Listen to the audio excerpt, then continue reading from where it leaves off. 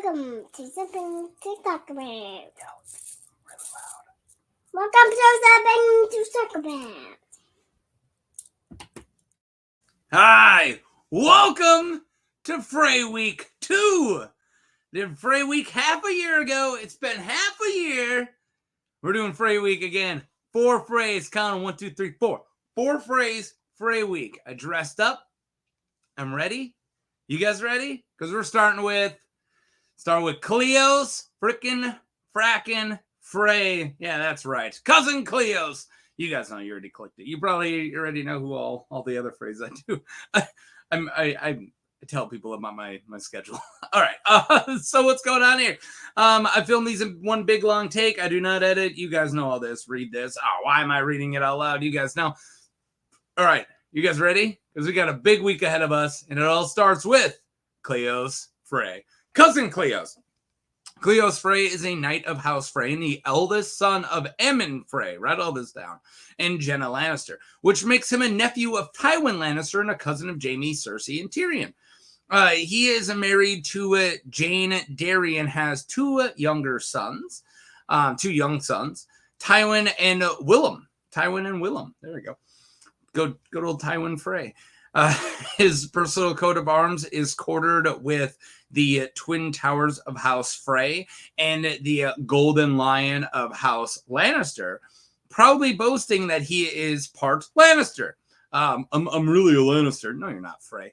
Cleos has a thin face with a weak chin and thinning, stringy brown hair. I love this Miko art. That's why I had to use it. It's one of my favorites of Cleos.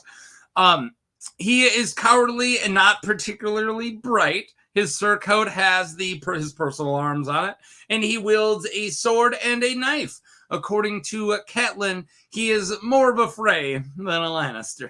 All right.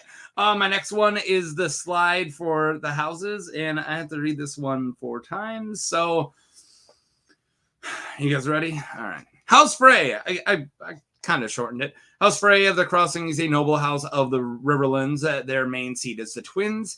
They have a pair of castles on each bank of the northern Green Fork of the Trident. That serves as a vital bridge of the crossing. The Lord of the house is called the Lord of the Crossing. Their sigil is 2 blue towers united by a bridge on silver gray, representing the Twins. That wasn't too hard, right? Skip by it all the other times. So let's talk about good old cousin Cleos. War breaks out. Oh, that was fast. Holy crap. Cleos was born at Casterly Rock to Jenna Lannister and Sir Aemon Frey. And thanks to that and proximity to the Lannister and the Lannister blood, Cleos fights for the Lannisters when fighting breaks out in the 7 Kingdoms. This goes against House Frey, who eventually joins House Stark along with the rest of the Riverlands. Well, after Robb promises to marry a Frey at least.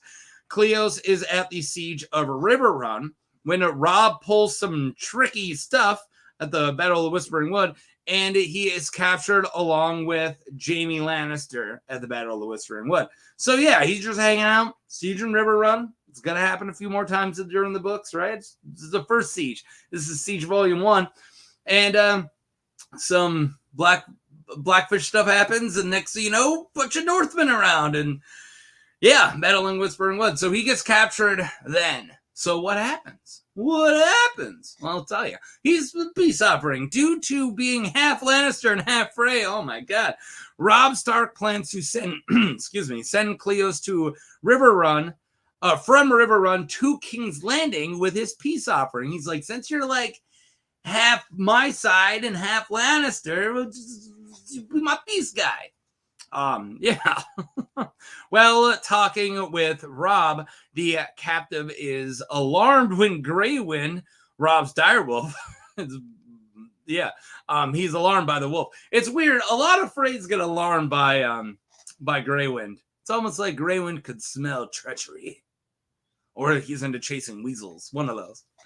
Cleos promises to resume his captivity at Riverrun after completing his mission. Yeah, that's good motivation. Hurry, come back so we can put you back into chains. Okay. Yeah, I'll just hurry on back. Despite carrying a peace banner, Cleo's party is attacked by broken men twice, suffering 3 dead and 6 wounded. Acting hand Tyrion Lannister and his sister Queen Cersei reject Robb's offer at the capital. Tywin sends Cleos back with a counteroffer, along with an escort of 100 red cloaks led by the Lannister man Vylar. Cleos brings the bones of Lord Eddard Stark back to Riverrun. Despite arriving under Cleos' peace banner, 4 false envoys attempt to free Jaime from the Riverrun captivity in a scheme devised by Tyrion. He's like, we'll send 100 people back. 4 of them are going to free my brother. Don't tell anybody, Cleos. In fact, I'm not even going to tell you, Cleos. Forget I said anything. Where was I? Yeah. After the plot fails, Jaime is moved to Riverrun's dungeon, and an unknowing Cleos is imprisoned in the tower cell previously held by Jaime. Jaime had nice digs, and then they screw up, and now he's not a nice digs anymore, but Cleos gets nice digs. I mean, if you can call any prison nice. Catelyn Stark has a flagon of wine sent to Cleos so that he is inebriated before she questions him. Good plan. All right. Fight on the river. It's a good old river fight. Catelyn arrives back to Riverrun and speaks to Jaime, and she decides to release him back to Riverrun. So a lot of stuff happens in between. You know, there's like her going to Renly and all this stuff, right? She's back with Brienne. She's back and better now with Brienne. Okay. And she decides to release him from the dungeon, tasking Brienne of Tarth with escorting him to King's Landing in exchange for her daughters. Needing the half Lannister envoy again, Cleos is released as well. With Catelyn giving him new terms to bring to Cersei, Cleos promises to send a raven after Tyrion releases the girls. Jaime has his head shaven, his cousin. Has his cousin shave his head? Is that what I meant to say? The 3 take a small riverboat. Their trip is interrupted when Brienne spots a river galley bearing down on them. The galley is under the command of Sir Robin Ryger. I love that guy. Sent by Edmure Tully to return Jaime Lannister to Riverrun. Brienne jumps out of the skiff and climbs a cliff face. Jaime distracts the men on the galley by challenging Robin to single combat, which the fat knight declines. Well, duh.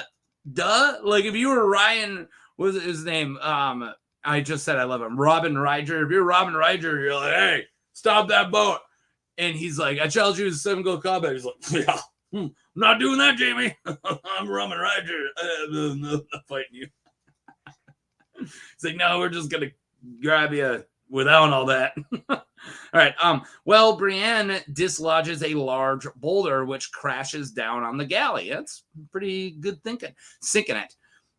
He complains when Brienne insists they cannot remain at the end of the Kneeling Man. Brienne buys the inn's horses for 3 gold and their skiff. Cleos rides the palfrey, which as they depart the Red Fork. All right, sorry. Starting to get lost in my words.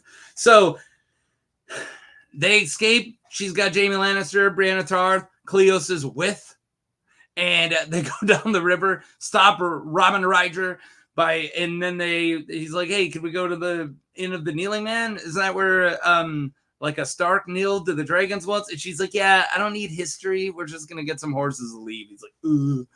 And so they get some horses, and Cleos has a horse now too. There you go.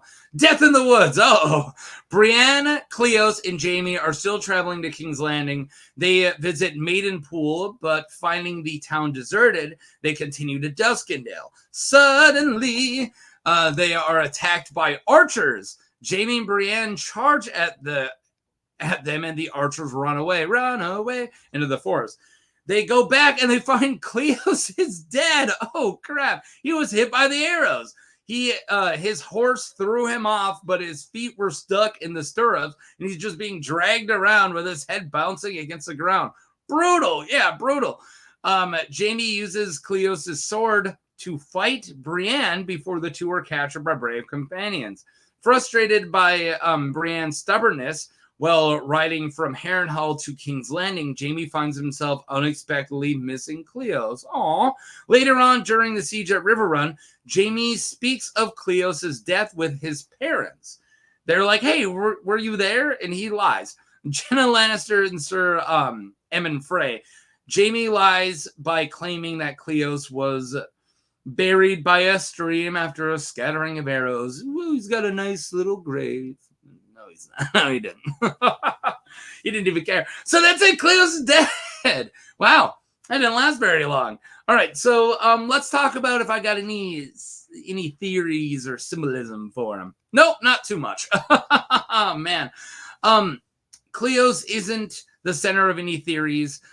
Like most Freys, he is tied into the possible Frey Civil War, specifically fighting over Castle Derry. It seems won by Gatehouse Amy, a Craighull Frey, who got Derry when she married Lancel Lannister. This enraged Jenna Lannister, who thought they should get Derry since Cleos married Jane Derry. Though Cleos' eldest son, Tywin, is first in line after Emmon to get Riverrun. So that's why Tywin didn't get it, Tywin Frey, because he's going to get Riverrun possibly from Emmon Frey. But his youngest son, Willem, should get Derry, but it didn't go that way. Though I do see things, I said changing even more. Yeah, I mean, who knows who's going to run or like own Riverrun by the end of this, who's going to run Derry. Like, the wars are still going on and great houses are falling left and right, right? There is a slight amount of symbolism of seeing the man that represents both sides, Lannister and the Riverlands, I guess, dying rather meaninglessly. The peace negotiator died. Peace dies. You get it? You get it. The peace guy dies. Peace is dead. That's the symbolism here. That's it. This is boom. Day 1 of Frey Week finished. Cleos Frey dead. Moving on. Who do we got next? More Freys. All right. Let's get going. Let's keep on going. Oh man, kind of getting tired of wearing this. Thank you guys. Like, subscribe, and I'll see you as Frey Week 2 continues. And that's all I got. Peace.